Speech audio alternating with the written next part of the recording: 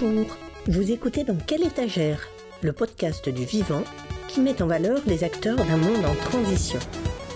Dans ce premier épisode de la nouvelle série Biodiversité, Marc-André Sellos, biologiste spécialisé en botanique et mycologie, professeur au Muséum d'histoire naturelle, explore pour nous le lien le plus riche en biodiversité, nous-mêmes.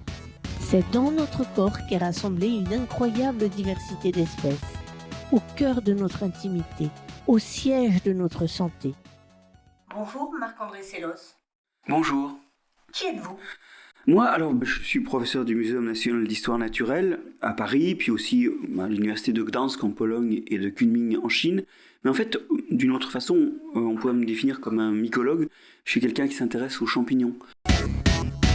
Oui, alors sur la façon dont vous l'introduisez, c'est très clair. La biodiversité, c'est comme les dents. On ne s'aperçoit pas qu'on en a tant qu'on n'est pas atteint d'une douleur dentaire quelconque. Je crois que c'est Alphonse Allais qui disait qu'il avait connu le bonheur de sa vie au moment où ce bonheur était parti en claquant la porte. La biodiversité, c'est un mot qui a été inventé dans les années 80 par des biologistes qui s'agaçaient de voir que les moyens passaient à la biologie moléculaire, la biologie de l'ADN. Ils ont utilisé comme porte-étendard ce mot de biodiversité, diversité biologique, pour défendre des approches naturalistes de la diversité des espèces et des êtres vivants. En fait, ce départ est un départ doublement merdique. Pourquoi ? D'abord parce qu'aujourd'hui, on sait très bien que 99,9% des espèces, pratiquement, on ne peut les identifier qu'avec leur ADN. Dans le monde microbien, aujourd'hui, l'ADN, c'est ce qui permet d'être un naturaliste. Et mes équipes travaillent sur le terrain, mais elles utilisent l'ADN. Il n'y a pas d'hiatus. Alors, la deuxième chose, c'est que la biodiversité a très tôt été envisagée comme une liste d'espèces. Et ça, c'est très trompeur. Parce que, bien sûr, la diversité des espèces, c'est la biodiversité. Mais ce n'est pas que ça. La biodiversité, c'est aussi, à l'intérieur de l'espèce, la diversité génétique. On a tous des gènes pour faire des yeux et un iris et une pupille, mais les yeux, ils n'ont pas la même couleur. Quand on va dans le monde microbien, c'est encore plus compliqué, parce qu'en fait, au sein d'une même espèce de microbe, carrément, les individus n'ont pas les mêmes gènes. Par exemple, les bactéries productrices d'antibiotiques, c'est les petits champignons que vous trouvez sur le roquefort, producteurs de pénicilline. Tous les pénicilliums ne sont pas producteurs de pénicilline. Quand vous mangez votre roquefort, il n'y a pas de pénicilline dedans. Or, cette molécule qui est donc utilisée comme antibiotique, qui était le premier antibiotique vraiment développé, ils ne sont pas produits par tous les individus de l'espèce. Certains ont les gènes pour, d'autres pas. Donc vous voyez que des fois la diversité génétique au sein de l'espèce, c'est carrément que les équipements génétiques ne sont pas tout à fait identiques d'un individu à l'autre. Et quand on vous dit aujourd'hui que depuis 80 ans, 30% de la diversité des insectes a disparu et que depuis 30 ans, 15% de la diversité des oiseaux a disparu en Europe, ces chiffres pour l'Europe ne sont pas du tout des chiffres sur le nombre d'espèces. Et alors souvent, quand les gens réalisent ça, ils disent « Bon, alors, on nous a abusés ». Non, c'est quand même bel et bien la diversité qui disparaît, car quand des individus disparaissent, ils peuvent disparaître avec une forme de gène qui est représentée que chez eux.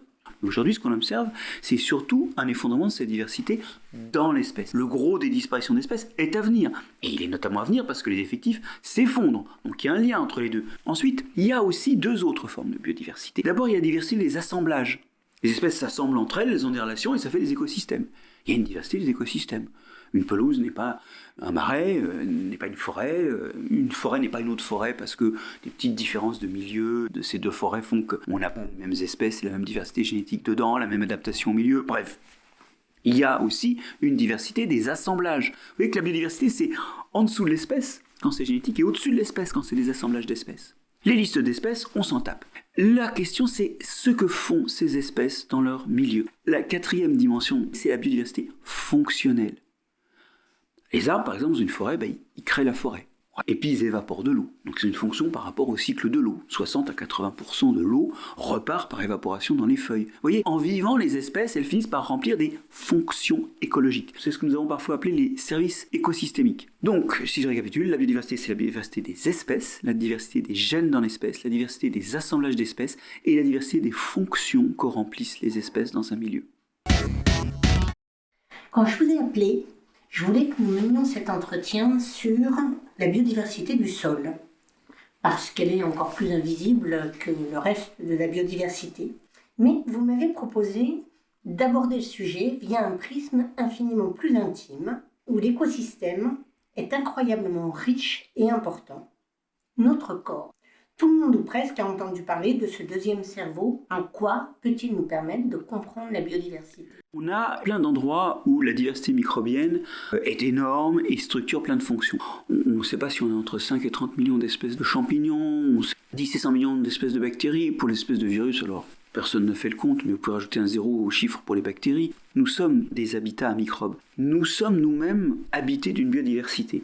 Lorsque j'ai fait mes études, on nous parlait de microflore commensale. À propos de ces microbes, que l'on trouve notamment dans le tube digestif ou sur la peau, et ceci renvoyait à deux aspects historiques. Le premier, microflore, c'est qu'en gros, à une époque, il y avait la zoologie et la botanique avait recueilli à bord tout ce qui traînait et qui n'était pas animal.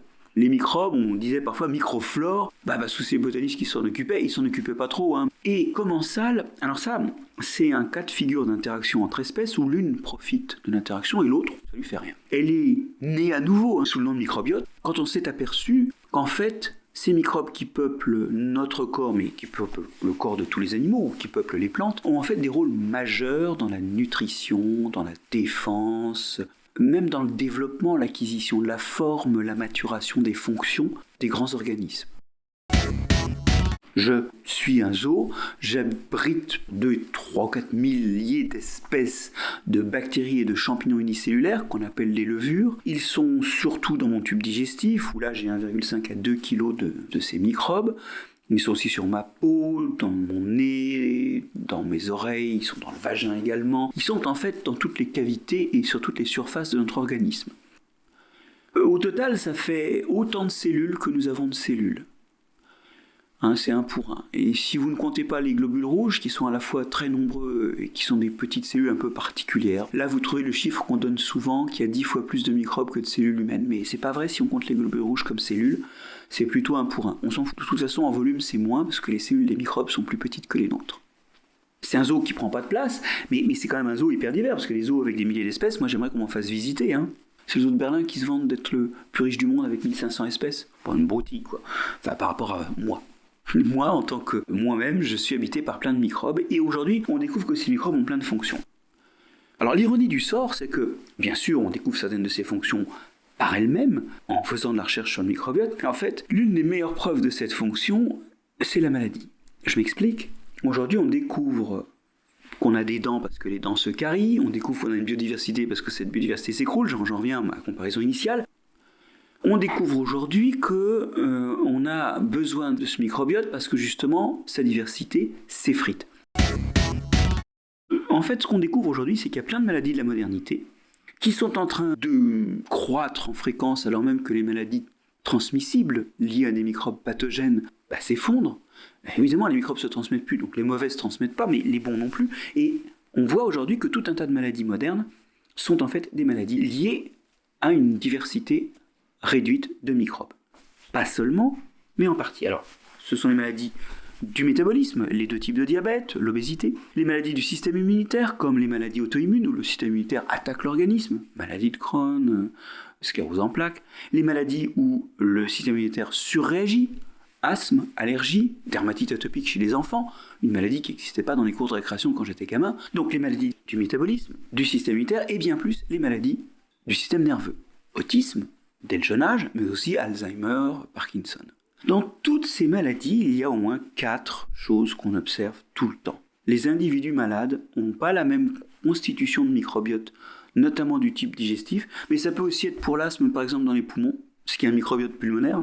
Ils n'ont pas la même composition, et ils ont surtout souvent moins d'espèces que les individus sains. Cause ou conséquence ?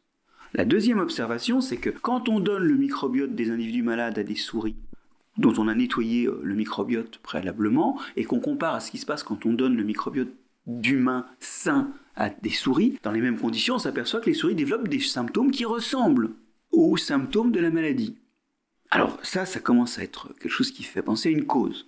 Troisièmement, quand on fait, et pour toutes les maladies que j'ai signalées, il y a eu des expériences, alors ça ne se fait pas à la maison, c'est souvent des protocoles qu'on fait dans des cas extrêmes et très très encadrés.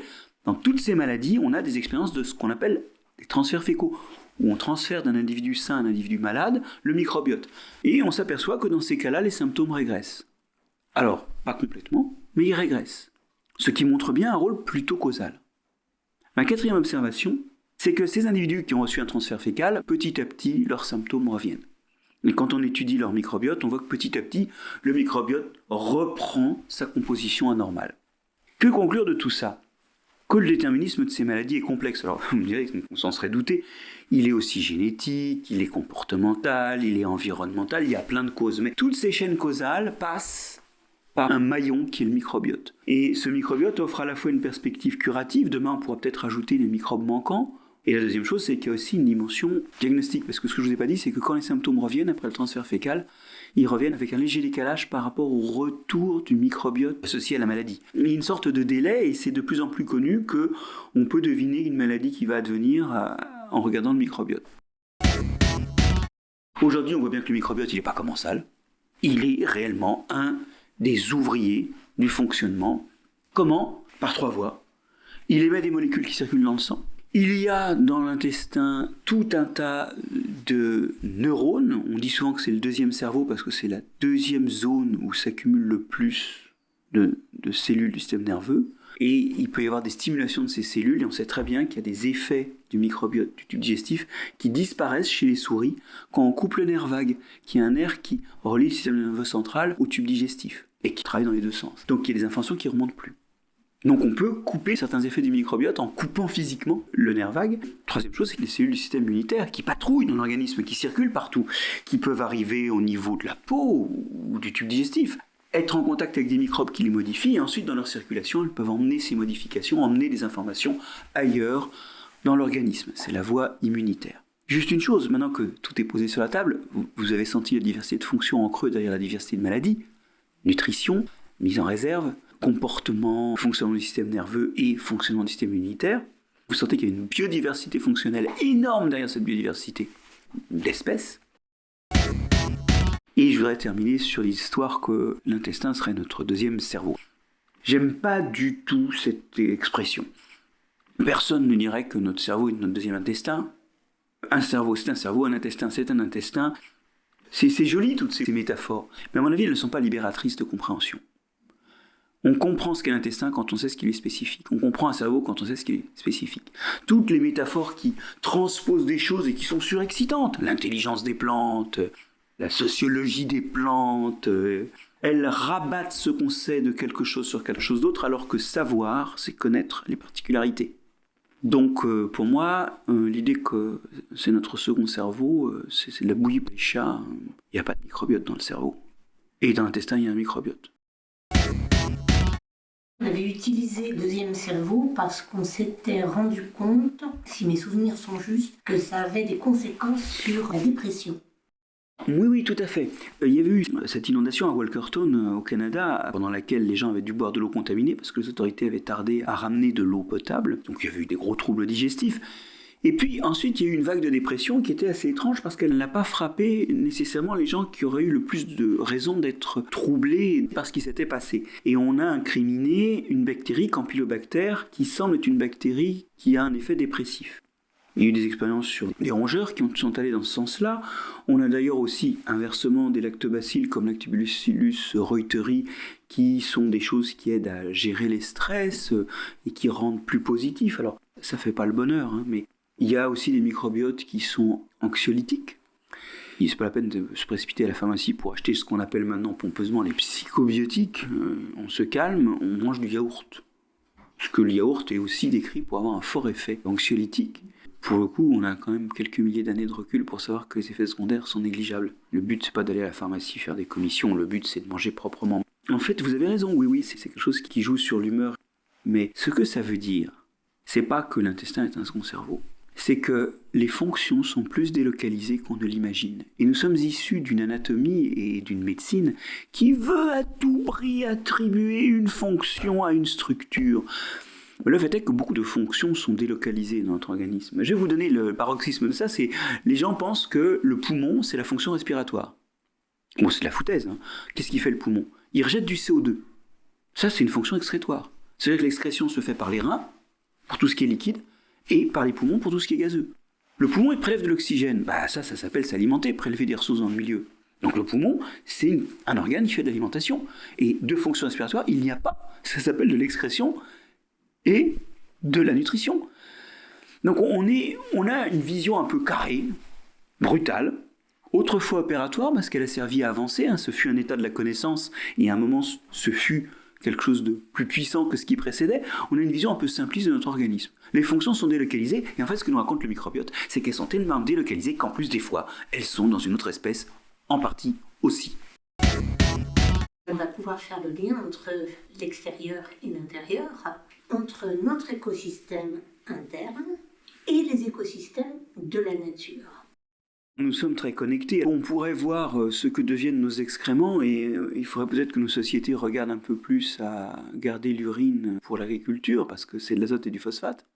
Il y a ce côté, nous sommes fournisseurs des écosystèmes, même si tout à l'égout a un peu rompu cette chaîne qui autrefois faisait retourner les excréments et l'urine dans les champs. Et puis nous recevons des choses des écosystèmes externes, c'est clair. Notre alimentation et puis aussi des microbes qui nous colonisent. Car il faut se souvenir qu'à la naissance, nous sommes à peu près stériles. L'embryon, il est stérile. Ou il est en tout cas pas très colonisé, il se colonise à la naissance. Cette colonisation, elle est perpétuelle au cours de la vie. Et d'ailleurs, le microbiote, il peut changer au cours de la vie. En fait, il y a deux grands leviers. Le premier, c'est le fait que les microbes qui rentrent, ils viennent de l'extérieur. C'est ce que je disais à propos du nouveau-né. Ça, c'est ce qu'on appelle l'effet probiotique. C'est-à-dire qu'en fait, on va se peupler de microbes que nous touchons pour ce qui est de la peau, que nous ingérons pour ce qui est du tube digestif, ou que nous respirons. Ça ne veut pas dire que nous sommes le pâle reflet de ce qui se passe dehors. Il y a un tri. Il y a des choses qui n'arrivent pas à s'installer parce que ce n'est pas leur milieu de vie. Les microbiotes ont un effet protecteur sur la santé, c'est qu'ils empêchent beaucoup de pathogènes de s'installer. Tout ne s'installe pas. Et heureusement. Et le second effet, c'est que ces microbes, il faut qu'ils mangent. Et ça, on sait très bien qu'en fonction de ce qu'on met dans le tube digestif, c'est pas les mêmes microbes qui se développent. Et c'est pour ça que je vous disais que des fois le microbiote change. On l'observe quand les gens changent d'alimentation. Les Asiatiques ont des microbiotes qui sont liés à des alimentations relativement riches en fibres et en amidon. Quand ils arrivent aux États-Unis, 2 mois plus tard, ils ont un microbiote américain parce qu'ils mangent plus gras, ils mangent plus protéiques et moins de fibres. Donc ça s'appelle l'effet prébiotique. C'est la nourriture qu'on donne aux microbes du tube digestif qui détermine la composition du microbiote du tube digestif. Alors vous allez me dire, mais qu'est-ce qu'il faut manger ? En fait, il faut manger des fibres. Les fibres, vous savez, c'est ces grosses molécules indigestes pour l'homme qu'on trouve dans les légumes, dans les fruits, dans les végétaux. Dans les feuilles, les breads, comme on dit à La Réunion. On n'en mange plus beaucoup, nous, des feuilles en dehors de la salade et des épinards, si on y pense bien. Pourtant, c'est bon, c'est plein de fibres. Ces fibres encouragent des bactéries fermentantes qui produisent notamment du butyrate, qui est un grand régulateur du système immunitaire. Donc c'est quelque chose qui va éviter les états pro-inflammatoires et toutes les dérives vers des états inflammatoires permanents, genre rhumatisme, ou même des accidents génétiques comme des mutations, donc des cancers. C'est un régulateur de la microflore. Bref, donc les fibres, c'est très bon pour la santé. D'ailleurs, par parenthèse, les Français ne mangent que la moitié de la quantité de fibres recommandée, ce qui est vraiment problématique. Donc, vous voyez, cet effet prébiotique, il existe. Et si vous me demandez des fibres de quoi il faut manger, je dirais manger varié. Donc, manger végétarien ? Non, nous sommes omnivores. On a une signature forte de notre microbiote, notamment quand on le compare aux autres animaux. Et notamment aux autres primates, on a une signature très nette d'omnivorie, mais aussi des besoins, je pense aux oméga 3, je pense aux vitamines D, E, K, qui sont pas si abondantes dans les tissus végétaux. On a des besoins et des signatures microbiennes qui signent bien notre omnivorie. Ça ne veut pas dire qu'il faut manger autant de viande qu'on en mange actuellement. On est 4 ou 5 fois au-dessus de la dose recommandée, et ça, c'est pas très bon pour la santé, ça fait des AVC, ça fait des cancers. Il va falloir réduire ça, d'autant plus que ça a un impact environnemental délétère. Mais il y a de la place pour un peu de viande. Aussi bien en agriculture, parce qu'il nous faut du fumier, et puis il nous faut des animaux pour brouter, si on ne veut pas utiliser d'herbicides.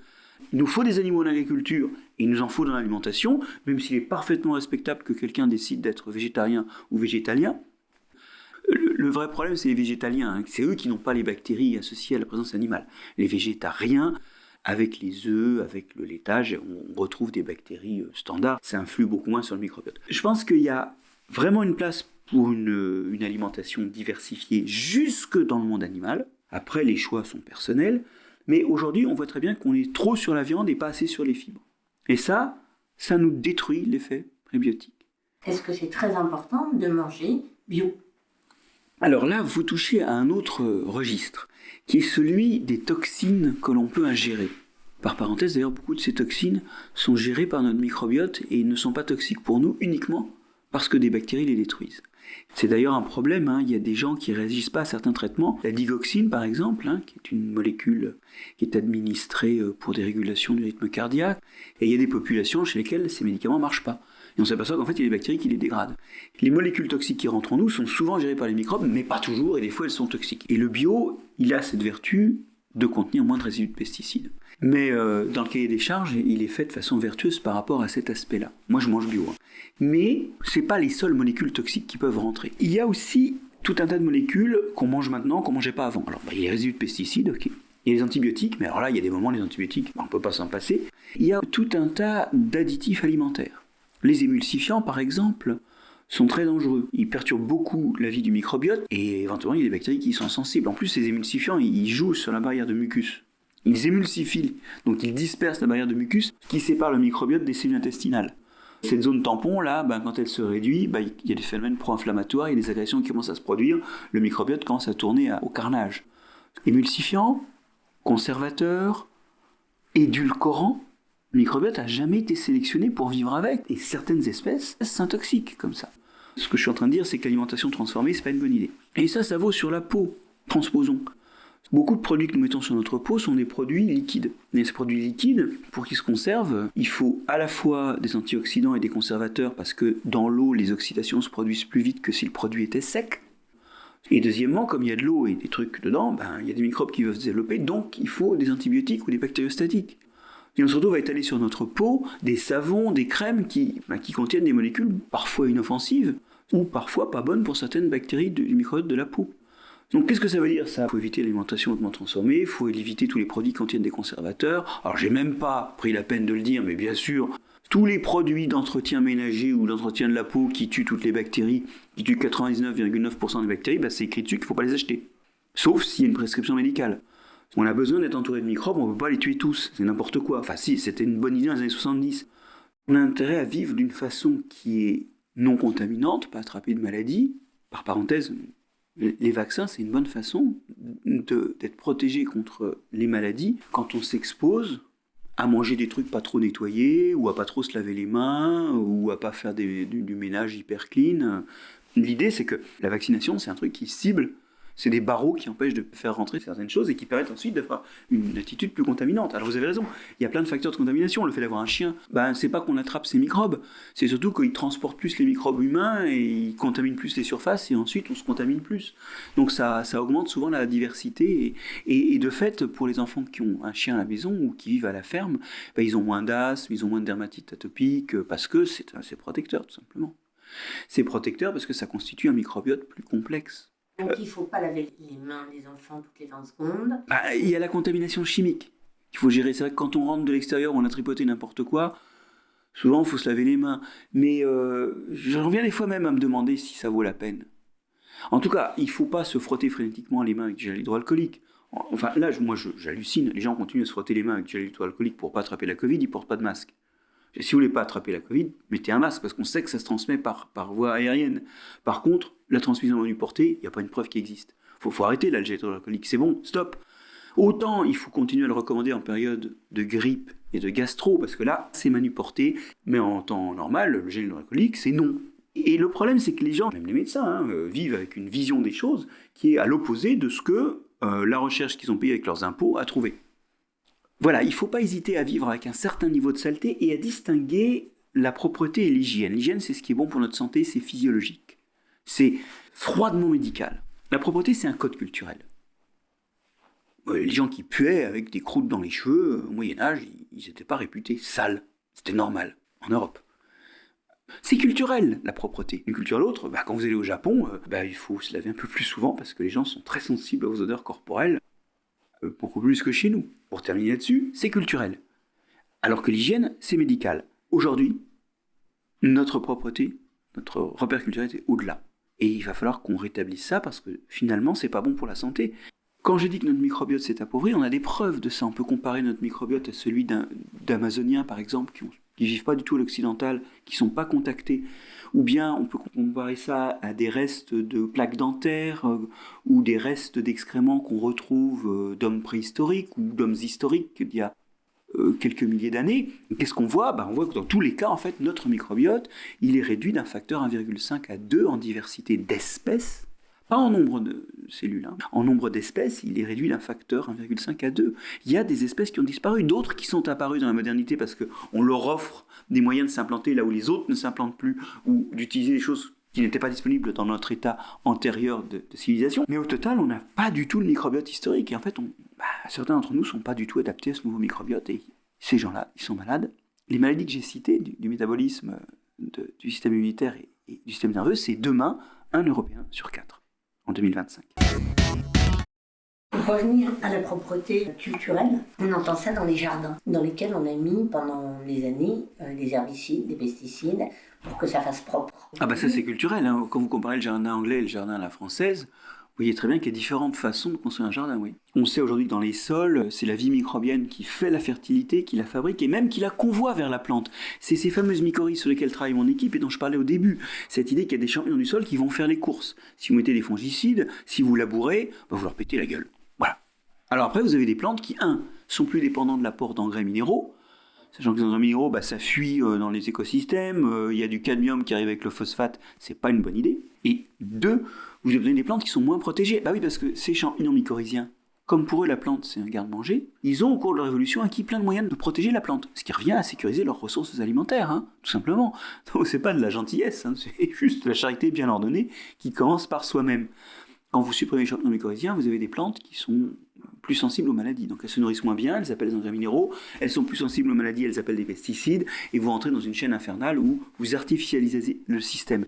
Aujourd'hui, dans le jardin, il faut autant que possible utiliser des engrais organiques, il faut autant que possible ne pas labourer, mais dans un jardin, on peut désherber à la main. Et je dis bien à la main, c'est-à-dire on tire la plante, on l'arrache, et on ne travaille pas le sol, parce que biner, c'est déjà pas très bon pour le sol. Et puis on peut aussi, effectivement, manger divers et frais si on a la chance d'avoir un jardin, ce qui est très bon pour la santé, en plein de points, y compris le microbiote. La chute de la biodiversité de la nature, à laquelle on assiste en ce moment, induit une chute de la biodiversité dans notre corps, et donc les fragilités dont on parlait. Alors, en fait, tout ça revient, et c'est une question à laquelle je n'ai pas répondu en amont, à savoir jusqu'à quel point la nature rentre en nous. Les règles du jeu écologique ne sont pas les mêmes dans mon corps ou sur ma peau que dans la nature, les ressources disponibles ne sont pas les mêmes, et donc c'est un petit peu comme on ne plante pas des géraniums dans de la terre de bruyère dans les monts d'Arrée. Ça ne pousse pas. Donc il y a des exigences qui font que nous ne sommes pas, je le disais, le pâle reflet de ce qu'il y a dehors. En revanche, nous nous contaminons à l'extérieur, et le vrai problème, c'est notre lien à l'extérieur, aux écosystèmes, notre lien à notre environnement. Est-ce qu'il est propre ou à nous faire coloniser ? C'est-à-dire, est-ce qu'il est hygiénique ou pas ? C'est surtout ça qui se passe, c'est qu'on est en train d'abattre la biodiversité microbienne dans notre environnement, qu'il soit agricole ou ménager, domestique, et c'est une des choses qui va faire qu'on s'inocule moins, donc c'est un des paramètres, mais avec d'autres qu'on a cités, qui va faire que la biodiversité interne va s'écraser. Mais je dirais que surtout, en fait, plus que de dire que ce qui se passe dehors induit ce qui se passe dedans, je dirais que c'est notre attitude par rapport aux écosystèmes, qu'ils soient intérieurs ou extérieurs, qui est problématique. Nous voulons tout régimenter, nous voulons remplacer par des apports ce qui se faisait spontanément, nous utilisons des molécules qui ont des effets secondaires qu'on ne connaît pas, mais qui détruisent les mécanismes qui s'opèrent aussi bien dans notre corps que dans la nature. Et en fait, il est temps de reprendre la main. La reprendre dehors, ça s'appelle par exemple l'agroécologie, c'est-à-dire utiliser des mécanismes écologiques pour gérer nos agrosystèmes plus que des béquilles ou des interventions qui sont des coups de gourdin. J'emprunte cette comparaison. L'idée que la chimie qu'on utilise est un gourdin sur le vivant, sur la subtilité du vivant, je l'emprunte à Rachel Carson. Rachel Carson, c'est les années 60, donc c'est pas vraiment une idée nouvelle. Elle a toujours pas fleuri. Ça commence. Ouais, mais alors, à quelle vitesse Bon. Enfin, je veux dire, c'est dérisoire par rapport au temps écoulé et à l'enjeu. Donc, dehors, ça s'appelle l'agroécologie, et dedans, ça s'appelle former les médecins à l'écologie pour qu'ils sachent gérer l'écosystème microbien qui est en nous. Voilà. Et ça se fait pas encore beaucoup. Il y a des facs de médecine, on commence à avoir des médecines à la fois évolutionnistes, des médecines avec une compétence sur le biotope, une compétence, enfin sur le milieu de vie, je veux dire, une compétence sur le microbiote, mais ça reste un peu à la carte, ça dépend des équipes pédagogiques, ça n'a pas envahi la médecine, beaucoup regardent ça en souriant doucement, et finalement, pourtant, on veut de nouveau, là, l'équivalent de l'agroécologie, donc ce serait la médico-écologie, je ne sais pas comment l'appeler, une médecine qui s'appuie sur les principes écologiques pour gérer une partie des problèmes. J'ai pas dit qu'il faudrait pas de temps à autre des engrais minéraux, j'ai pas dit qu'il faut pas de temps à autre des antibiotiques, Je dis qu'il faut les voir comme les moments où échoueront les tentatives d'utiliser les mécanismes biologiques, et qui sont donc en fait écologiques, sous-jacents à ce qu'on appelle la santé d'une plante, la santé d'un homme, la santé d'un écosystème. D'ailleurs, ça s'incarne dans un grand mouvement de pensée qui est le mouvement One Health, une seule santé. Ce mouvement-là, il est né de la perception qu'ont eu les grandes agences que sont la FAO, donc sur l'alimentation humaine, l'OMS sur la santé et l'OIE sur la santé des animaux. Ces grandes agences internationales se sont aperçues qu'en fait, en traitant leurs problèmes, elles traitaient souvent les mêmes causes. Donc elles ont voulu se travailler ensemble, et One Health, ça veut dire que une seule santé, la santé des hommes, la santé des animaux qu'il y a autour et la santé des écosystèmes, c'est la même chose. Et par parenthèse, on voit très bien que le système n'a pas fait tout son travail, parce que je sais ce que c'est que la santé d'un homme, je sais ce que c'est que la santé d'un animal, la santé d'un écosystème, ça n'existe pas. Prenez votre jardin qui produit des carottes en bio, vous épandez de l'essence dedans ou des hydrocarbures hyper toxiques, vous répandez dessus pour faire une bonne dose de plomb, et il s'installe des bactéries tolérantes aux métaux lourds qui bouffent les hydrocarbures polyinsaturés, et pour elles, l'écosystème est en bonne santé. Ce qu'on appelle un écosystème en bonne santé, c'est un écosystème qui permet la santé de l'homme. Mais si on a osé ce mot qu'aucun écologue n'aurait osé de santé des écosystèmes, parce que la santé, c'est pour un organisme. C'est pas pour une somme d'organismes, c'est pas une propriété. Si on a tenté ce mot, c'est à la fois par anthropocentrisme, parce qu'il s'agit en fait des écosystèmes qui font notre santé, et c'est par ignorance de l'écologie. Alors moi je dis pas qu'il faut pas parler de One Health, une seule santé. Je dis pas qu'on peut pas avoir un raccourci verbal qui est la santé des écosystèmes. Mais ce que ça traduit, c'est que de façon inquiétante, les écologues sont pas dans la barque. Non, il y a un vrai problème, c'est qu'en fait l'écologie n'est qu'un vernis pour l'instant dans One Health. Regardez dans le conseil dont s'est entouré le gouvernement, le conseil sanitaire dont s'est entouré le gouvernement, cherchez les vétos, ils ont fini par rentrer, cherchez les écologues, il n'y en a pas. Oui, c'est un prisme en fait, l'écologie. C'est un prisme, et puis c'est surtout que c'est la dimension qu'on n'avait pas pris en compte avant, donc c'est là qu'il y a du neuf, du puissant pour l'avenir. Bon, et en tout cas, c'est écolo de s'occuper de son ventre. Ah oui, puis vous voyez que finalement, on l'a dit, c'est compatible avec s'occuper de l'environnement, puisqu'on parle d'une réduction des pesticides, on parle d'un retour à des aliments plus sains. Alors, il y a une grande terreur qui traîne derrière tout ça, c'est la réduction de production. Évidemment, tout le monde dit oui, mais vous n'allez pas nourrir l'humanité. Alors, l'humanité, tu écoutes ce que j'ai à te dire. D'abord, tu jettes 30% de ta bouffe, donc ça, il va falloir arrêter. 30% de la nourriture partout dans le monde finit à la poubelle. Donc, tu te calmes. Tu gères mieux ton frigo et tu te démerdes pour manger tout ce que tu produis, ça fait 30% de gagné là. Et puis l'humanité, tu vas cesser de faire des villes sur les terres agricoles.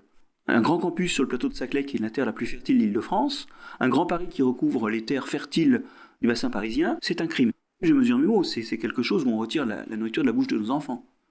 Oui, parce que quand le changement climatique va arriver et que la productivité des écosystèmes agricoles va chuter, les gens qui nous expédient de la bouffe actuellement, l'alimentation des Français repose sur 9 millions d'hectares de surface agricole à l'étranger. L'alimentation, contre 29 millions d'hectares ici. Donc vous voyez, il y a l'équivalent d'un tiers de notre surface agricole qui est à l'étranger et qui nous nourrit. Quand dans ces pays-là, la suffisance alimentaire sera en péril, ils ne vont pas continuer à nourrir les Français. Il faut se préparer à se nourrir soi-même. Donc, tu cesses d'artificialiser les terres agricoles. Et après, on reparlera du danger qu'il y a à avoir une agriculture bio, une agriculture sans labour. Je pense que le danger sera derrière nous à ce moment-là, d'autant qu'entre-temps, on aura développé des techniques de production beaucoup moins impactantes sur la production. There's gotta be a way of killing it. How do we do it? You can't. Merci d'avoir écouté Dans quelle étagère, le podcast du vivant. Retrouvez d'autres épisodes sur TerraFocus, la chaîne des podcasts d'Hortus Focus. Comme toute la presse indépendante, Hortus Focus a besoin de ses lecteurs et de ses auditeurs pour vivre et travailler. Pour cela, vous pouvez nous faire un don défiscalisable sur Helloasso.